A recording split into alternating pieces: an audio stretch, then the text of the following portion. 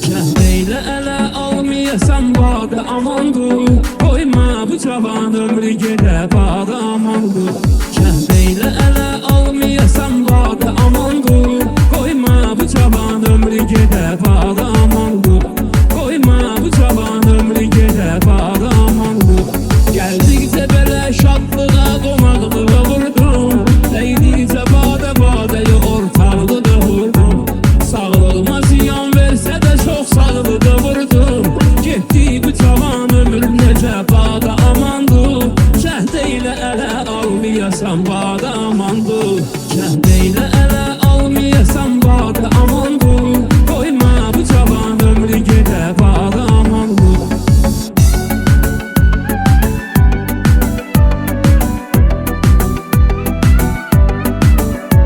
Mən içməyəndə tutmadı bir yerdə qərarım.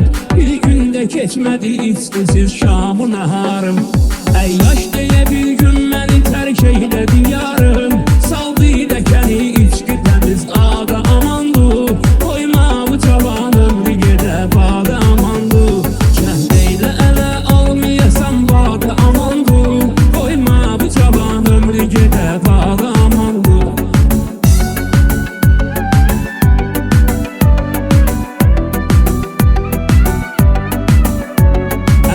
Zamanda içki məni əhli hal etdi. Öpdükcə yaşım canım demin qalma qal etdi. Axır zamanımda məni bərk xəstə hal etdi. Bir kimsə olmadı yetişə dada amandır. Cəhd eylə ələ almayasan badə amandır. Bir kimsə olmadı yetişə dada amandır.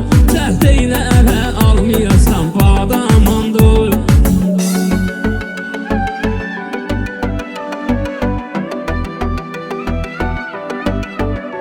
Bu içkinin qədrin bilənin zinəti vardır. Valideynlə içən kəslərin çox hörməti vardır. Gəl artıq içilsə bir yaman adəti vardır. Öz nökərinə baş endirir şəhzadə amandır. Cəhd eylə ələ almayasan badə amandır. Cəhd eylə ələ almayasan badə amandır. Qoyma bu cavan ömrü gedə badə amandır.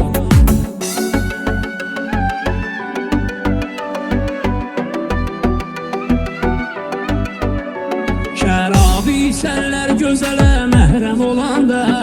Bir çeşmi xumarlar zülvə həmdəm olanda. Eyb etməz dostlar bu məqamda dem